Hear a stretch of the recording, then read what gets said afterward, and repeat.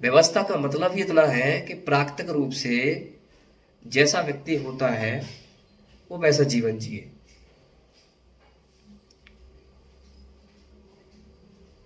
वो व्यवस्था देना। व्यवस्था को इस अर्थ में ऐसा भी कह सकते हैं, जैसे हमारा शरीर है तो शरीर में हमारे बहुत सारे अंग होते हैं। अगर एक भी अंग गड़बड़ होता है तो पूरे शरीर में समस्या हो जाती है। ठीक ऐसे ही जब बहुत सारे हमारे अंग तकलीफ में हो जाए तो फिर क्या होगी, तो भी बहुत बड़ी समस्या हो जाएगी। और आज देखने में ये आता है कि 90% व्यक्ति, एकदम आम व्यक्ति ऐसा है कि वो जो भी जीना चाहता, जैसा जीना चाहता वैसा जी नहीं पाता है। सिर्फ 10% लोग ही हैं जो सुखी जीवन जीते हैं और जैसा जीवन जीना चाहते वैसा जीते हैं। बाकी आम व्यक्ति के लिए तो यही थ्योरी बन गई है कि जीवन संघर्ष का नाम है। और ये इतनी गलत फिलॉसफी इसलिए बन गई है क्योंकि चली आ रही लंबी अव्यवस्थाओं के कारण व्यक्ति को वो कार्य करने मिलता है, वो जीने मिलता है जो वास्तव में उसके स्वभाव के उलट है। और जब स्वभाव के उलट कोई कार्य करने मिलता है तो फिर आप संघर्ष ही पाएंगे इस तरह की चीजों में। भाई आप करना कुछ चाहते हैं, करने कुछ दिया जा रहा है, तो संघर्ष करेंगे। फिर ऐसी थ्योरी बनाए थे कि देखो वो चीज तो करना ही पड़ेगी, करना ही पड़ेगी, तभी तुम्हें कामयाबी मिलेगी। अब बेचारे को वो ढकेल पकेल के वो बड़ी मुश्किल से शायद किसी चीज में सफल हो जाता है। फिर उसकी थ्योरी बन जाती है कि हाँ मैंने बहुत संघर्ष किया था इसलिए मैं इस चीज में सफल हुआ। और सफलता के लिए भी कोई निश्चित क्षेत्र दिया है, जैसे कि सरकारी नौकरी सब कुछ है।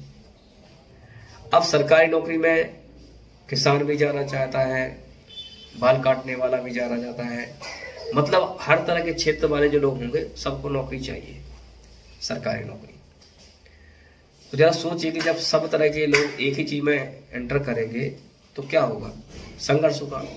फिर कोई बोलेगा देखो शर्मा जी का लड़का है ना, वो बड़ी पोस्ट में IPS अधिकारी बन गया, वो देखो डॉक्टर बन गया, वो देखो जज बन गया, और एक हमारा लड़का देखो कुछ नहीं बन पा रहा है।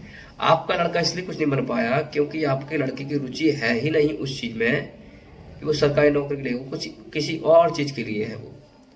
लेकिन आपके दिमाग में बैठ गया है कि नौकरी ही चाहिए। तो मतलब स्वभाव के उलट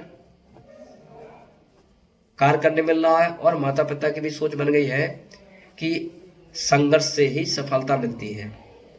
जबकि जरा सोचिए, अगर आपका स्वभाव किसान का है कि आपको किसानी पसंद है और आप किसानी करेंगे तो निश्चित रूप से आप देखिएगा कि उसको कोई समस्या नहीं होगी, वो बड़े आसानी से किसानी करेगा, उसको मजा आएगा जीने में, उसको उस काम में बेहतर भी होगा, उसको संघर्ष नहीं लगेगा, बल्कि ऐसा लगेगा कि मैं जीवन जी रहा हूं, तो उसको संघर्ष लगेगा ही नहीं है। तो इसलिए ही इस तरह की व्यवस्था होना चाहिए कि जो व्यक्ति जिस हेतु है, जिस लिए है, चाहे वो कम दिमाग वाला हो चाहे वो ज्यादा दिमाग वाला, मतलब कोई यहाँ ऐसा नहीं कि भाई तुम्हारे पास दिमाग कम है तुम कहो कि तुम तो बेकार प्रोडक्ट हो। जो व्यक्ति जैसा है वो अपने का बिल्कुल बेहतर है। या कम दिमाग वालों की भी सही है, अधिक दिमागदार है वो भी सही है, जो चिंतनशील व्यक्ति है वो भी सही है, जिनको अध्यात्म रुचि नहीं है वो भी सही है।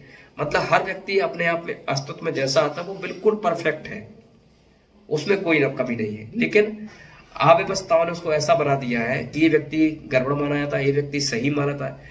मतलब आप जो हो नहीं, जैसे कोई सब्जियां हम लेने जाते हैं, अब कोई सब्जी छोटी होती है, टमाटर कोई छोटा होता है, कोई बहुत बड़ा होता है, कोई कहे नहीं नहीं नहीं टमाटर की जो साइज छोटी है ये बहुत खराब होती है। अरे भाई जैसा टमाटर है वो अपने आप में वैसा ठीक है, परफेक्ट है जैसा अपने आप में है। लेकिन हमने थ्योरी इस तरह की बना दी है, ये ठीक नहीं है वो ठीक नहीं है। ये सारी व्यवस्था जो बनी हुई है वो ऐसी है कि स्वभाव के उलट कार्य करने मिलता है। तो इसलिए मैं इस तरह मैं ये बात बोलना चाहूंगा कि आचार्य प्रसाद जी खूब अच्छी बातें करें और कुछ ऐसी बातें भी करते हैं जो बातें वो खुद ही उनके ऊपर फिट नहीं बैठती है।